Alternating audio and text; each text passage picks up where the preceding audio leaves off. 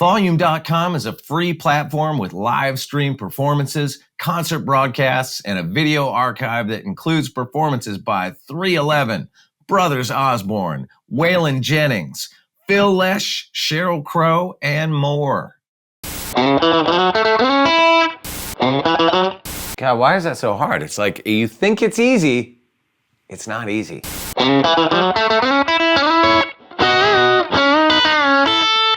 This is my favorite one right here. God damn, I know that lick. I've been playing that lick my whole life. That's it.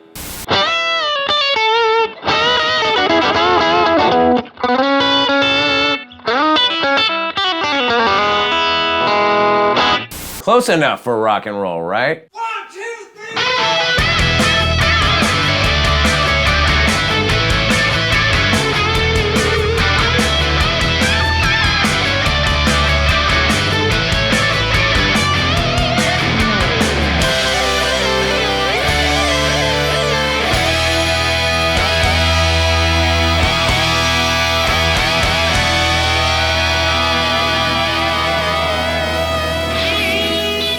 Hey everybody, this is Chris Shiflett and you are watching Shred With Shifty, brought to you as always by our good friends at Volume.com, where you can watch ad-free versions of every episode of the show, along with tons of great bonus content that you can't get anywhere else.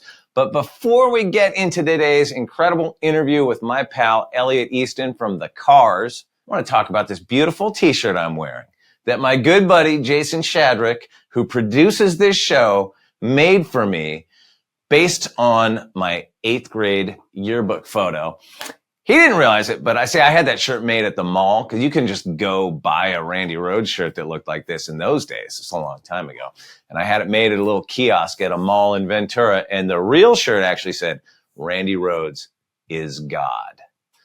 But I kind of like this one better for now. It's great. And his 2 friends named Megan also help put it together. So big ups to all of them. All right, let's get into today's episode. Let's get to my buddy Elliott Easton from The Cars. You know him, you love him. He's incredible, super tasteful, a real style master, a gear guru.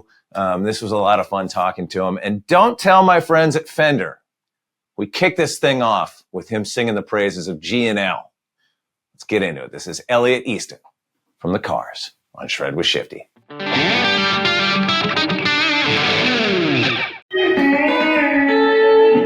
Oh yeah, I love your block inlay there. It's making me very happy. Yeah. It's a cool guitar. Wow, is that like a custom job? Oh yeah, yeah. Bound block inlays, ice blue metallic, Lindy Fralin PAF in front.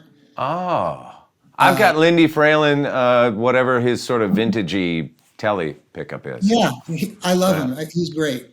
Oh, he's fantastic. And he's not paying us to say that right now. No, he's not. No, he's not. I had another guitar that during the course of our conversation, I have it right here on hand to grab. It's another Tele type guitar that I've been playing, and it's kind of interesting. It's the G&L ASAT Special. Ooh.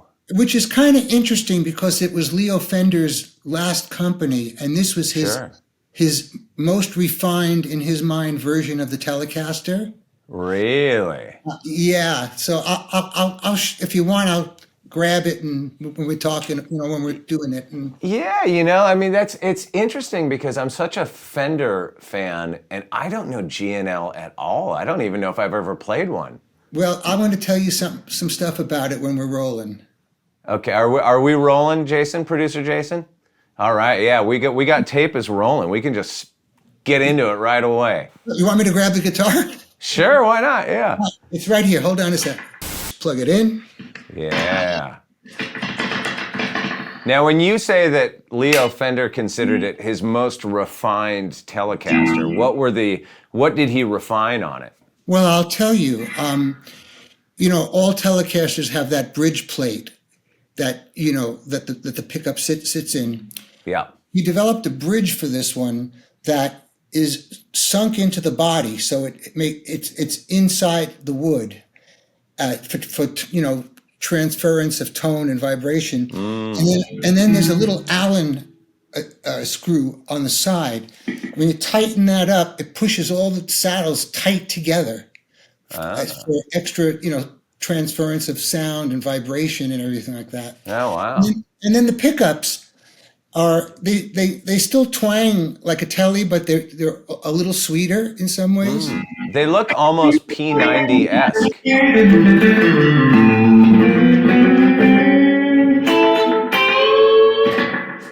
Yeah. It's a cool guitar. It's a really cool guitar. So I've been having fun with it. Oh, and dig this, man. It's contoured like a Strat. Yeah, nice. So it's got the cutouts for your rib cage and for your forearm. It's got all the contouring like on a Stratocaster. Oh, wow. Very cool. Super comfortable to play and hold. Doesn't have any sharp corners. It's interesting. In preparing for this, I was looking at a lot of old footage of you and old pictures and stuff, and I've always known this about you anyway, that you're a guy that has a real appreciation of classic, beautiful guitars, right? There's just, all Firebirds, Flying V's, Les Pauls, Tellys, all the great stuff, Gretches. But when you were coming up, before the cars and before you had some success, was it hard to find those guitars in a left-hand version? Well, yeah. My first really good left-handed, I got a left-handed acoustic that was made for me when I was 15, 16. But then I washed dishes in a restaurant and saved up to buy and ordered a left-handed 1971 Telecaster.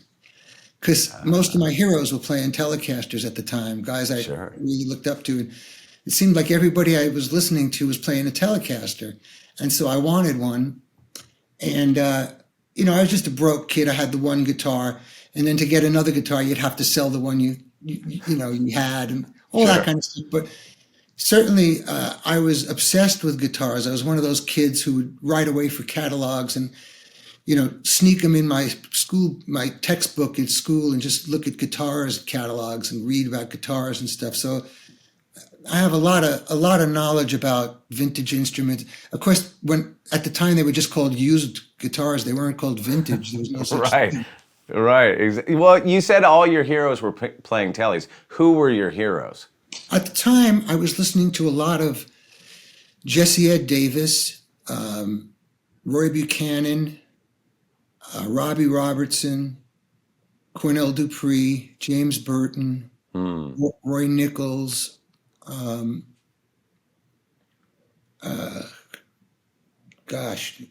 Rich? Who we got? Don Rich in there? Don Rich, who's a guy in Muscle Shoals.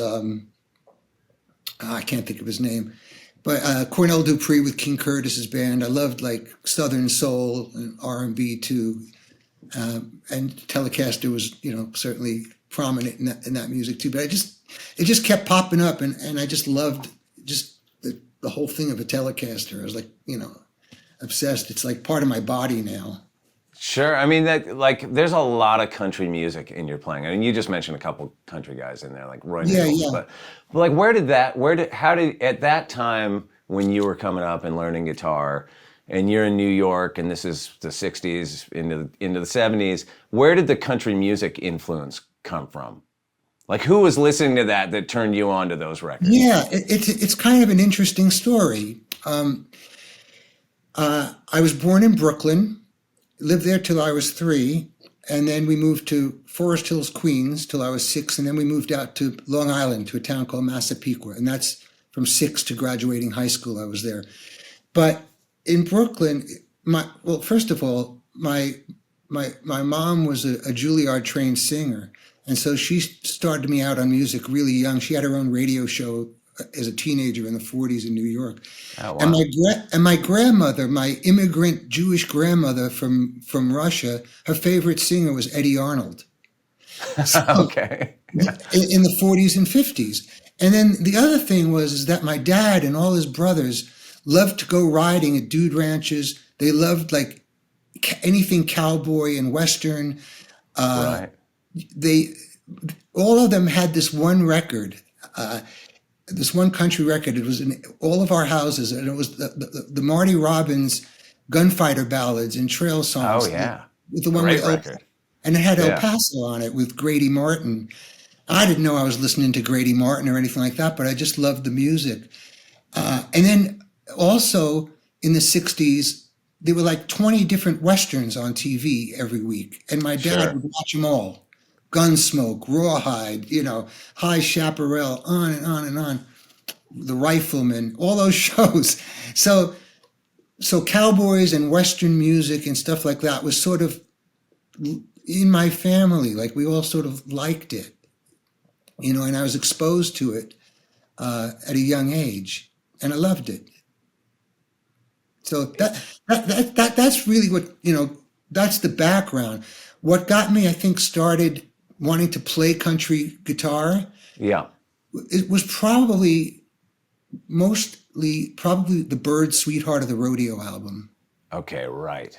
Because that was sort of like a gateway from a rock band to country, and I could understand it. It was Graham Parsons and it had Clarence White on it, and Clarence White. Yeah. I do that stuff without a B-bender. Oh yeah. Well, this like the solo that we're focusing on today has some great string bending licks in it. This kind of, Yeah. or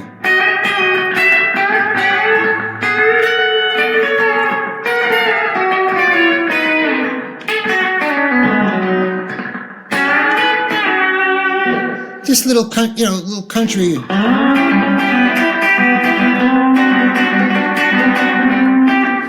All those little kind of like country takeoffs. Well, yeah, it's really interesting because all that stuff is really hard, all those country string bending licks. And nowadays, we have the advantage of YouTube, and any song you want to learn, any lick you want to learn, there's somebody like what we're doing right now, explaining, how to play all these things. But when you were coming up, you didn't have that. What was like your method for learning some of those, like, Roy Nichols licks and stuff and Clarence White licks that you were listening to? I mean, I have to assume that there weren't a lot of other guitar players around you that were. but like, how would you actually sit down and learn it? Like, slow the record down? Like, what was your method? Records, definitely records, and not so much slowing them down, but just moving the needle back and back and back. And you get the first note and you put a couple of notes together, and it's like chipping away at a rock, and you get a little bit more and it opens up a door, and so it was really great ear training too, because you got to the point where you could hear, like, was the guitar player playing the A on the D string or on the G string just by the sound of the unwound string, or it really developed your ear. And so I say, most of what I learned was either off records or just, fooling around with friends and showing each other stuff. Were you taking lessons? Well, I went to Berklee, but I majored in arranging and composition. This was in 1972, and it was just a jazz school. And it wasn't like now where you could study like TV production and movie soundtracks. It's incredible now. There's one building when I was there, 72, and you could choose from 2 courses of study: instrumental performance, where you focused on your instrument, and arranging and composition. And we came from a lower middle class family. It was a struggle for me to get the tuition together to just go there and everything. And I didn't want to like spend thousands of dollars for guitar lessons like that, because I was already pretty well on my way in my direction that I wanted to play. Yeah. So I took the arranging and comp course, which turned out to be a really good thing to do, because later when we turned professional and we were in recording studios and things, trying to communicate with other musicians about what you want, it taught me the language of music, what they call the nomenclature. So, like, for instance, I knew what an A chord to a D minor chord would sound like, right? But I didn't know that the D minor was called a subdominant minor. I didn't know that until just now either. I tell you what, that is one of the key things that this podcast has made very clear to me, that my theory knowledge is very lacking. So I appreciate that. Well, that's really good, because it helped me to communicate what I wanted or and understand what other musicians and producers want by, knowing the language of music. Did you ever cross paths with Brad Whitford at Berklee? Would you guys have been there at the same time? Like, what years were you there? I was there from 72 to 74. I think he was there around that same time. Did you guys interact at all? No, I never bumped into him. Pat Metheny was there and Al Di Meola was there. Oh, wow. Wild. And Steve Smith, the drummer from Journey, was there at the same time. Wow. Did you cross paths? I guess maybe it's not the ages don't quite line up, but I think Stray Cats were from Massapequa as well. That's right. Yeah, they were. And in fact, when they were called the Tomcats first, and they were playing this club, Arthur's in Massapequa, and my brother, who's 5 years younger than me, was friends with them because they're 5 years younger.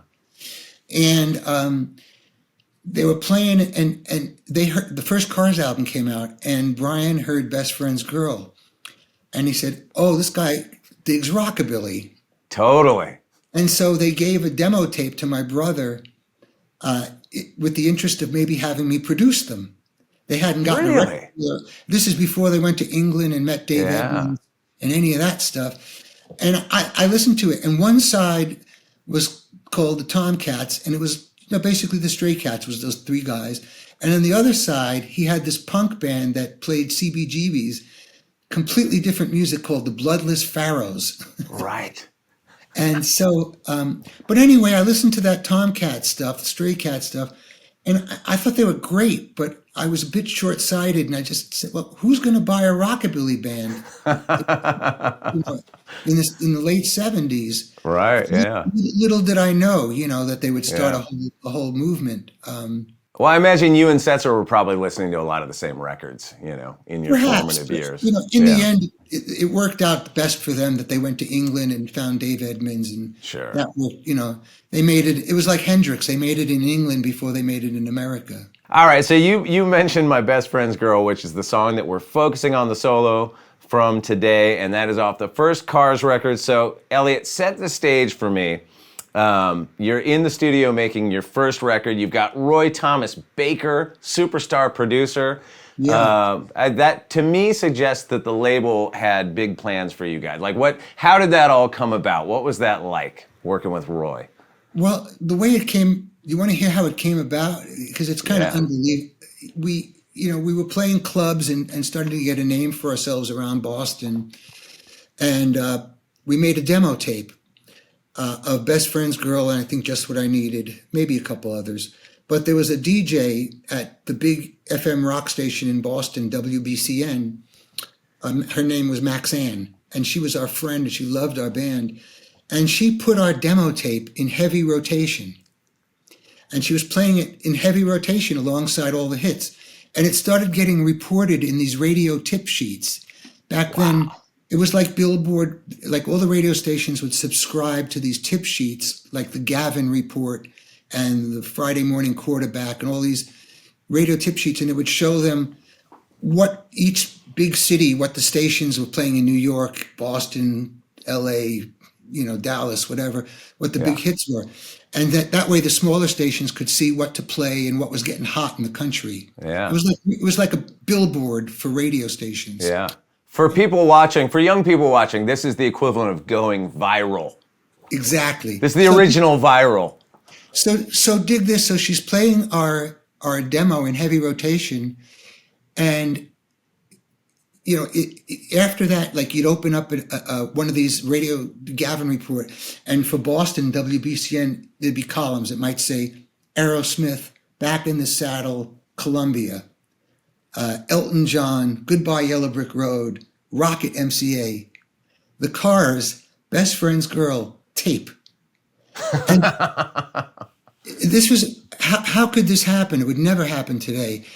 Our demo tape was getting reported nationally. Wow. So all the A&R guys subscribed to these tip sheets, and they saw it and they said, what the hell is going on in Boston? Who are these Cars guys? They're in heavy rotation with a tape. So they started flying up to see us at the Rat in Boston and the Paradise and stuff. And that's what led to the record deal, and getting back to, leading to their belief in us. without selling one record, they sent us to London to record with Roy Thomas Baker at George Martin's Air Studios, the producer of the Beatles. They put us up in this mansion in Mayfair with a Malaysian couple that cooked and cleaned. Oh my God. They gave us a Jaguar and a Land Rover to get back and forth to the studio. And we hadn't sold record one yet. And then they billed you for all of it. Well, of course. Unbeknownst to the band. Well, but luckily we sold enough records to make up for that. Yeah. And so the good thing about that is that the record, the first album was a hit right out of the box. And so because of that, the record label never bothered us. They never dropped into the studio to hear mixes or I don't hear a single, like the Tom Petty song. The A&R man said, I don't hear a single. Yeah. We never had to deal with that. It was such a hit from the beginning that they figured the best thing to do is just leave us alone. Right. And they did. And so in so many ways, our getting signed and our recording process and everything was kind of unique, the way it happened. And that first record took 12 days to record. Oh my God, that's it. On my mother's memory, I did all my guitar parts in a day and a half. Really?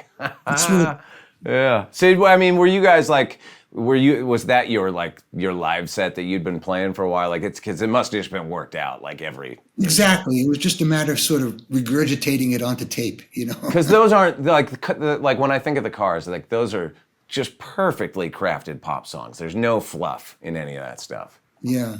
Yeah.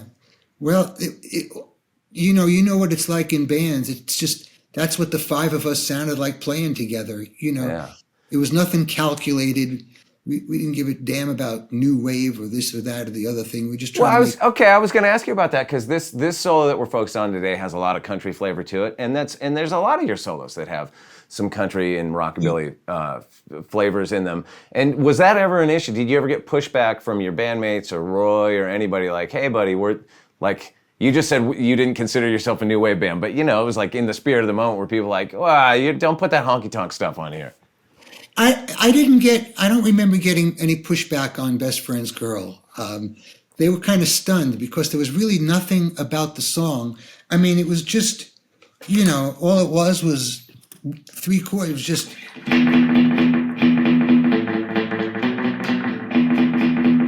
And there was nothing in there to suggest a country or a rockabilly. There was nothing in the song to suggest that. So when I came up with that and I composed my little solo and everything, I went to rehearsal, they were all stunned. They weren't expecting it at all to come at them with this country stuff. But they all had big smiles on their faces and liked it. What's funny is growing up, your music was just, it was all over MTV, and even before that, it was like on the stereo at the Goleta Valley Rollercade at every birthday party I went to, and the Mighty 6'9", well, all that stuff. And it was just always around. And I didn't grow up listening to country music. I didn't know anything about country music, and so those guitar parts never read to me as country until I got turned on to the Bakersfield sound many, many years later. So they just seemed to they just perfectly fit in those songs.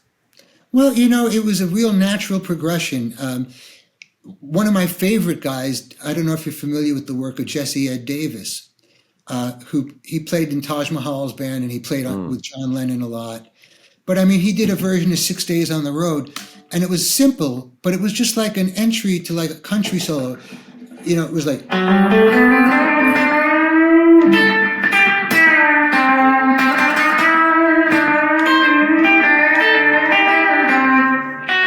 It was just country playing, Yeah. And I didn't know necessarily that it was country guitar, but I loved it. And yeah. And Robbie Robertson, people like that. And of course, Roy Buchanan, but that was more blues, really. Right. Well, so, okay, let's get into some of the nuts and bolts on this song. Do you remember what guitar, amp, and any pedals you used on it? What that combination was? I sure do, because we had very little gear, because we had no money at that point. I mean, here we are in London, in the lap of luxury. the guitar was a new guitar, 78 or 77 Telecaster. And it had, I put a Bartolini Firebird pickup in the front. So it had like a mini humbucker in the front. Oh, wow. It was played, the only effects I brought with me to England, I brought 2 effects. It wasn't like pedals like it is now. Yeah. I had the then brand new chorus ensemble from Boss, the metal one, the CE one. And I had a Morley Echo Volume pedal, this giant pedal that when you press down on it, if it was in the echo mode, it would give delay, which you could set, and if you press it down, the feedback would take off. But when we got to the studio, Roy, who was like a Monty Python character, says, "Oh no, my love, we're going to do it the old-fashioned way." So the right way, something like that, he said. So instead of using a chorus pedal, like something like "Bye Bye Love," like where it's that arpeggio. Let me just like.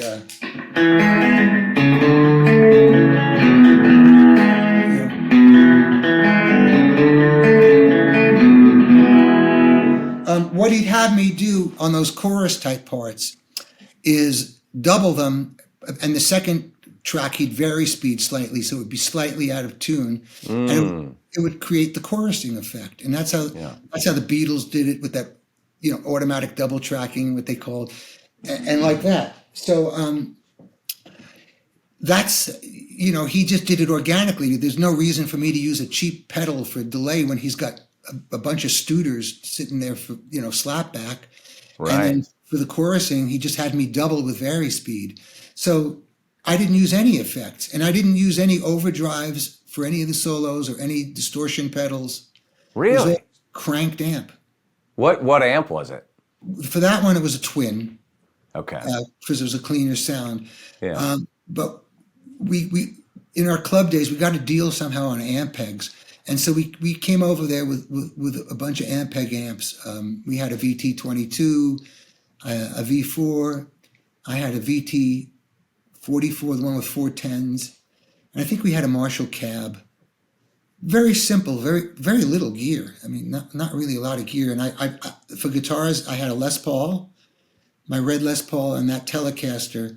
And I brought a Martin acoustic with me. And it's on the record, but you could barely hear it. It's a little bit in between the verses on All Mixed Up. Just goes, just right. strum, But I brought 3 guitars, 2 pedals, didn't use the pedals, and laid down all the parts in a day and a half. I mean, you just said that you had swapped out the pickup for a Firebird pickup, but did you do a lot of that back then, like hot rodding amps, hot rodding guitars? No, I'm not handy like that. I had a guitar shop do it. But were you getting your amps modded and doing a lot, trying different pickups? Not really. My Les Paul, this was when the DiMarzio Super Distortions first came out. Yeah. And so I had those put in my Les Paul. And that's what I went over to England with. The DiMarzios were in there, and that Telecaster. And this song was, am I right in that it was recorded in E, but then the tape sped up or something? So it's actually an F on the record. It's like halfway between E and F. Was that just to get the vocal to sit better or something? What was the idea there?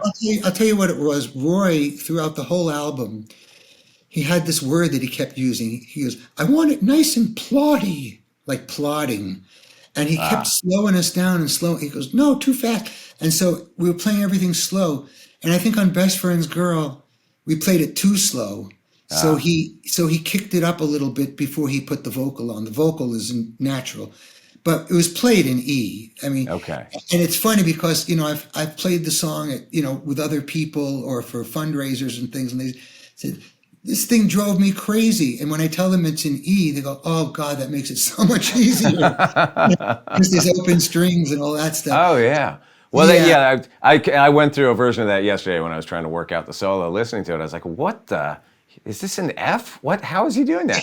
But even in E, Elliott, I will tell you that the part that's I don't know what you call it exactly. It's like the post-chorus hook, little pick thing that starts out the solo too. Yes. It's one of those things that sounds like I always just thought it was just some kind of easy, But when I sat down and tried to work it out, it's like I couldn't kind of wrap my head around it exactly. How are you actually playing that? I will show you. First of all, everybody always says, and they're right, that it was maybe inspired a little bit by the Beatles song "I Will," which goes.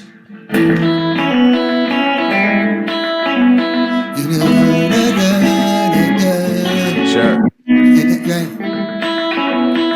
So, but what I'm doing, I'm going through. It's a very simple version of what jazz players do, called chord substitutions. Okay. So I'm playing E to C sharp minor, which is the relative minor of E, right? So I'm going. Oh, there's a pick in the strings. so dig it. I'm going. F sharp minor. B.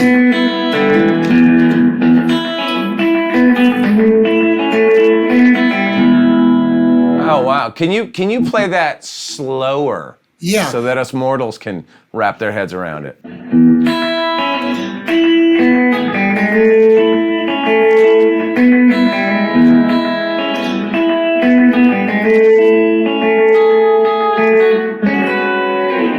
Oh wow!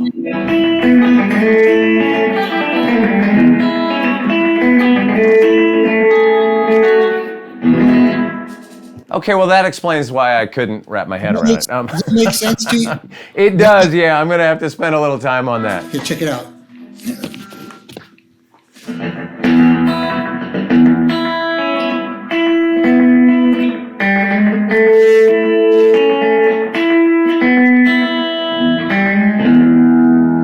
Gotcha. There's the E here. Are you doing a little rundown? Something like that? That thing you mean? Oh yeah, there's that too. Something like that, yeah. The classic.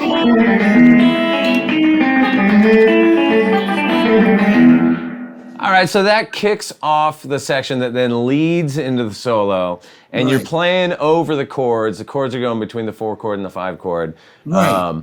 And why don't you demo for me kind of slowly that run-up that you do? It's something like... That's basically it. So Okay. it's...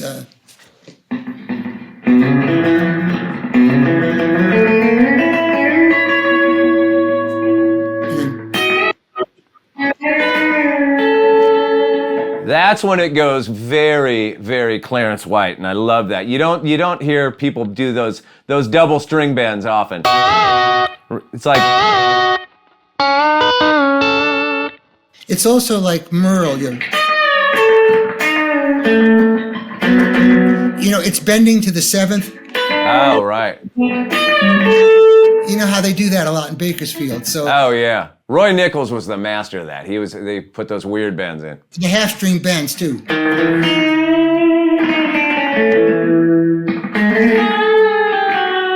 That kind of Ooh, thing. wow. Show me, what was that? That was great. Let me see that. Yeah.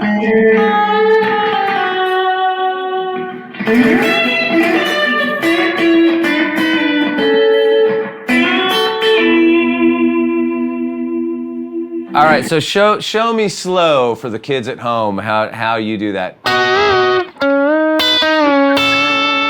Sure, I'll be glad to.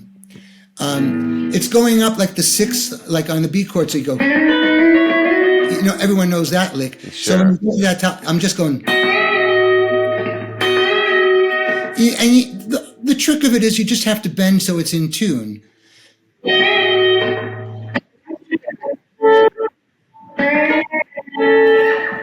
There's something with that bend in particular that it always seems to me that if you just try to bend the G string in tune, somehow the high E just does it. Even though it's only a half step bend, you know what I mean? It's like because it's in that Dwight solo too.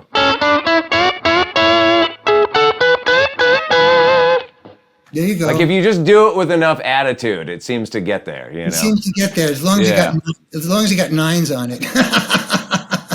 Oh, do you have nines? Yeah, I do now. Yeah. I play tens. I like it to fight me just a little bit more than that. Well, I mean, like James Burton plays like 8, 9, 13. He play, wow.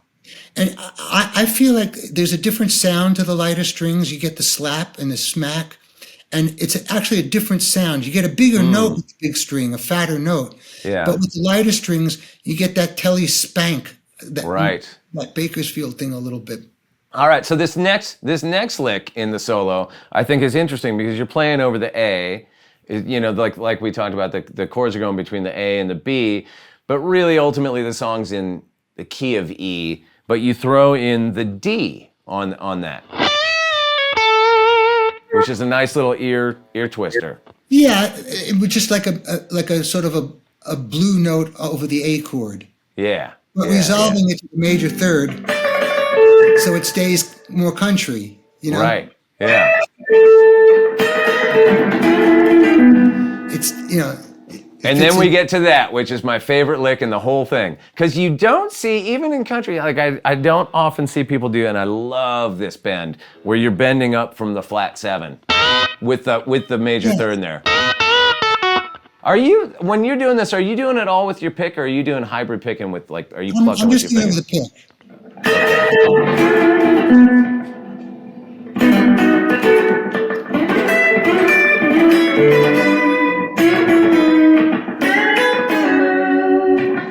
Oh man, I love that one.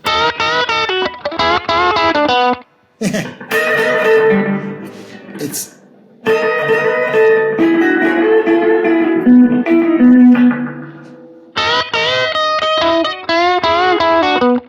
That's gonna take me a minute. Dig it. And then that one goes to this other. By the way, what are we calling these? I've heard them referred to as 6, like these. Is that what in musical speak? Yeah. So then we've got this one that's. yeah. And then down to. Yeah. It's just my ear, the way I heard it. That's just how I heard it, and then figured out how to play what I was hearing. Kind of like that.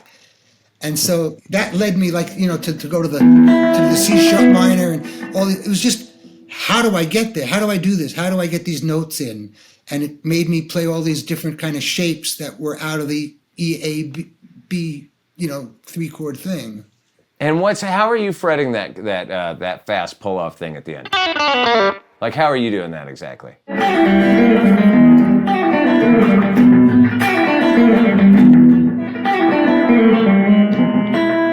Something like that. Elliott, I noticed something when you hit that E chord, that you're doing it. Are you doing that with your ring finger and your middle finger on the E? And are you barring with like 2 strings with that, or are you just kind of muting the D string? What part do you mean? Like when you're hitting that E chord, it looks from where I'm sitting, and it's kind of hard because we're doing this remote, but it looks like you're playing it like that. But are you barring to get the D, or are you just kind of muting it? That right there, yeah. Right there. Well, see, that leads me right back into the lick, so I don't even have time to play a full chord. I'm going.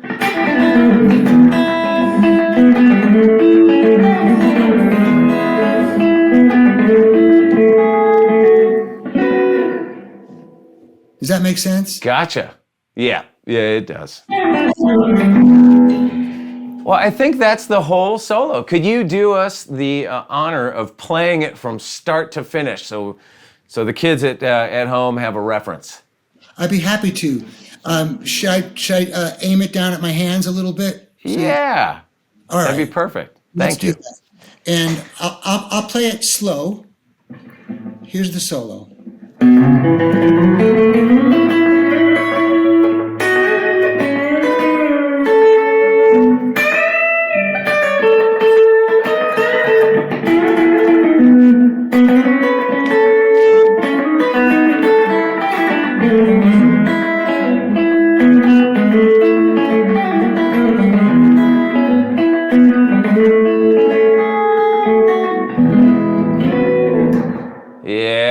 With an extra chord thrown in at the end. We love it.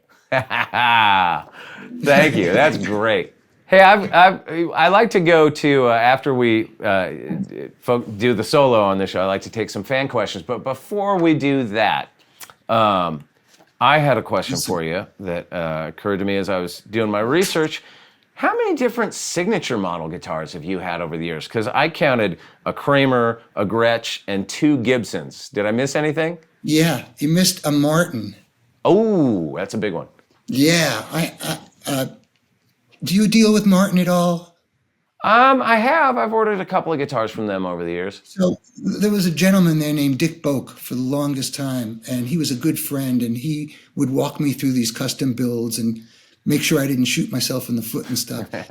So I had this idea, because I love acoustics, and I grew up on a lot of like country blues and folk blues and going to the Newport Folk Festival with my friend as kids. I love Doc Watson and all that kind of stuff. And I was of a mind, I preferred mahogany. Like I liked D18s and hummingbirds and J50s and J45s. I liked mahogany. I was really into the Stones and really into the Beggar's Banquet album. And that's like all hummingbird. And I don't know, I was attracted. And so I had a D18. And the thing about Martin is all their mahogany guitars, their 18 series guitars, they're always very plain Jane. They had, black binding, no, simple inlays, and not a lot of decoration on them. But they were sensational. I mean, Clarence White used a D18 for his leads. He used a 28 for rhythm. There's something about a D18. So my idea with Dick was to give props to the mahogany and dress it up like a 28. So the guitar is like a pre-war D28 with herringbone and Adirondack top, but instead of rosewood back and sides, we went with this beautiful quilted mahogany back and sides, and they must have made 125 of them or something like that. But it's a spectacular guitar. I've got 3 of them, and one of them I put a Fishman Aura system in. So because you know how. Like you get these like inexpensive guitars and you say, well, I'll take those out jamming or, when I don't want to work. And then you always want to take your good guitar. You know what I mean? Of course. So I just said, well, I'm just going to sacrifice one of these to electronics and just cut the freaking hole in the side, put it in, and I'll have a great acoustic electric forever. So that's what I did. So why no Elliott Easton's signature Telecaster? That seems like a natural fit. They never asked. And you've done every other guitar company. I had a very, very close relationship with Fender starting in 79. I was kind of their poster boy for the Lead 1 and the Lead 2 model when they first came out with the Lead 1 and the Lead 2. And my picture was in the catalog next to Clapton and Buddy Holly and stuff. And Dan Smith, I don't know why I didn't do a signature model. Dan wanted me to do a signature Stratocaster, and for some reason I just didn't do it. I would love to do a Telecaster with them. But I don't know, the company's changed in the way they deal with artists in some ways, and maybe I'm not in a hot group right now, so it's just, I'm realistic about it. I understand, I've had so many free guitars thrown at me in my life. I don't feel like I missed out on anything. It would be fun, and lately I've been working with the G&L guys, and I got to tell you, I can't think of another guitar company where you could call up and talk to the president, and he's like looking at your guitar and holding it, fellow Dave McLaren. And so I've been having a lot of fun with those guys because they really love what they do, and they're really trying to carry on Leo's tradition, and they have so much respect for Leo Fender. It's kind of fun. So, well, Fender, if you're watching, come on, let's get on that signature Tele. Let's go. Chris, I have this exact same guitar, only with 2 humbuckers also. Well, I'll tell you what, I have a Chris Shiflett model that's very similar to that, but it's got P90s. So I'll send you one. Does it have blocks? It's got blocks, yeah.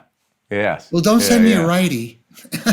Oh, right. Yeah, of course. Yeah, I don't know I've never seen my signature model in a lefty. I wonder if that doesn't exist, it will soon, Elliott. All right, let's get into let's hear from the fans. Sure. Brock Vond asks, was it tough to find the sonic space for the guitar when recording Heartbeat City? Did you have to change your sound/tone or guitar playing to achieve this? Well, that's a very good question. The thing about Heartbeat City was it was the first album that we didn't do with Roy Thomas Baker, and we did it with Mutt Lange. And so naturally, different producers are going to have different methods.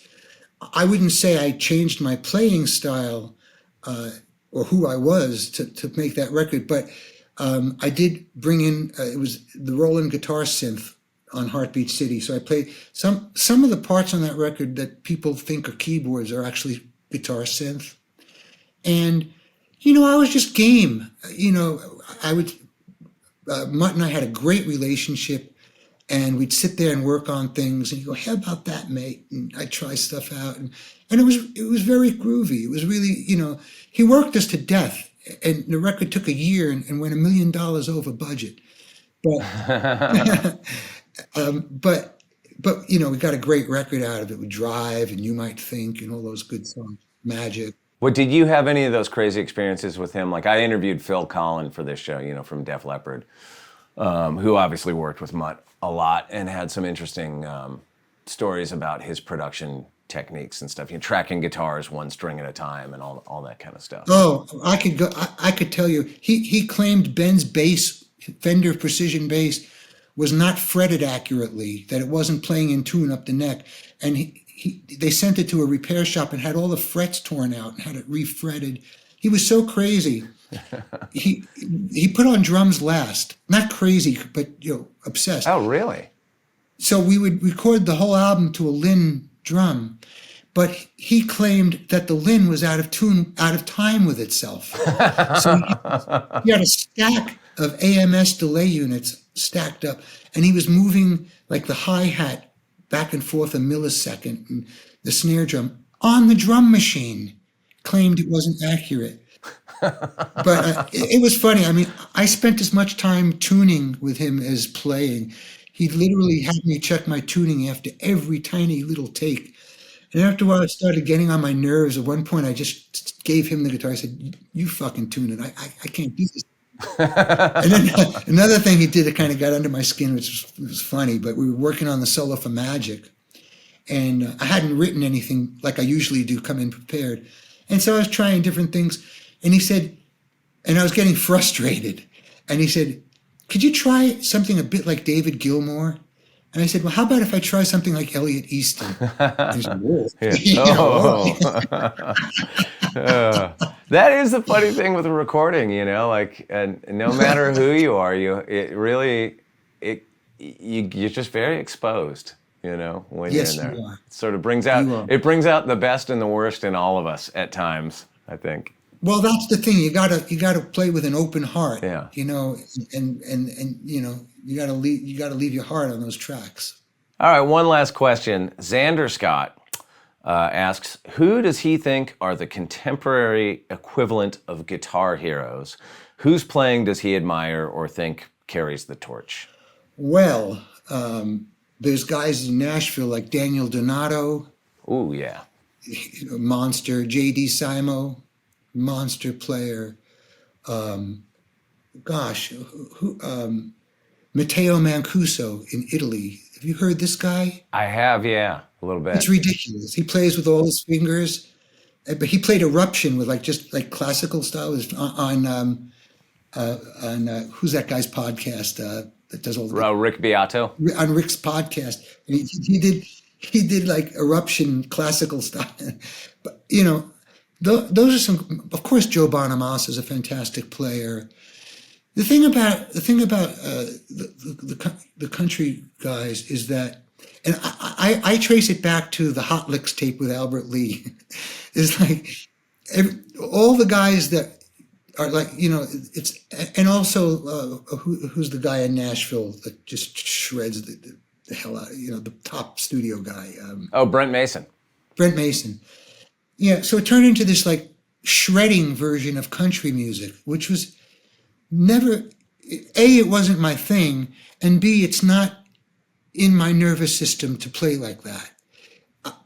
I have a theory that if I could share with you is that just like people have different personalities, and some people talk real fast, some people have a lazy, laconic way of talking.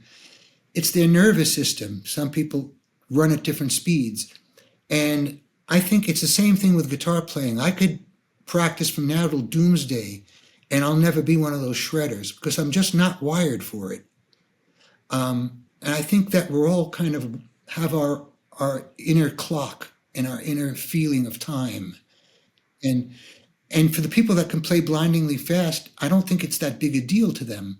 It's just they can do it. And I remember being at Berklee and guys have been playing a pretty short amount of time, blazing away faster than I could ever play. So I came to the conclusion that it was just it's just the way people are wired. We have different speeds.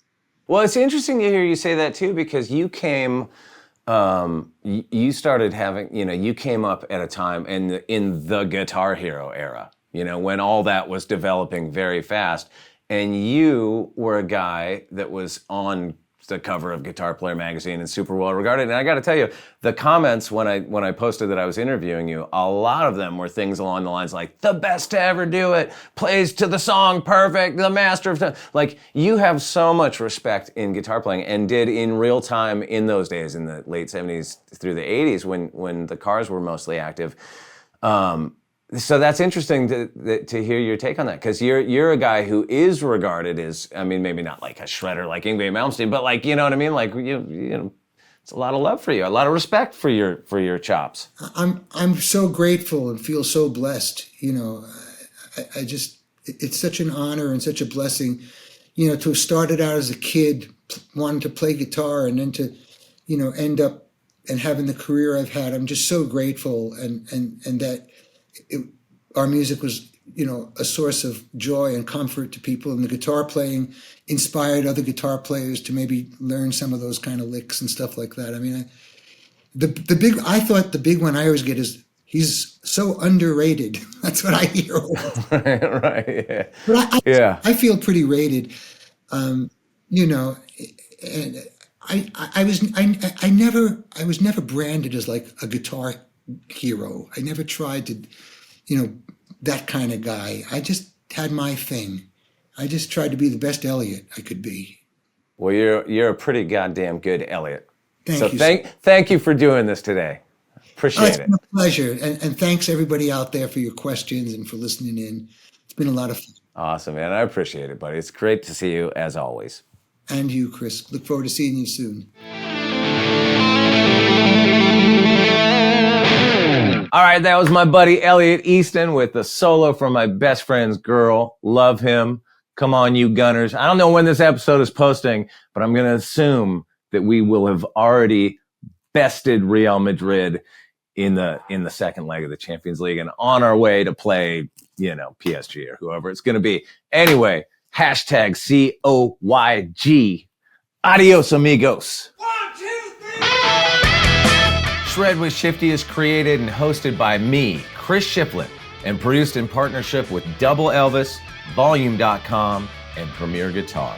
Shred with Shifty is produced by my long-suffering friend, Jason Shadrick. Our executive producers are Brady Sadler and Jake Brennan for Double Elvis. Our video editor is Addison Savan. Graphic design by Megan Prawley. Engineering support by Matt Tahaney and Matt Bowden. Special thanks to Chris Peterson, Jamie Demas, Greg Necrone, Ben Holst, John Romero, and the entire Volume.com crew.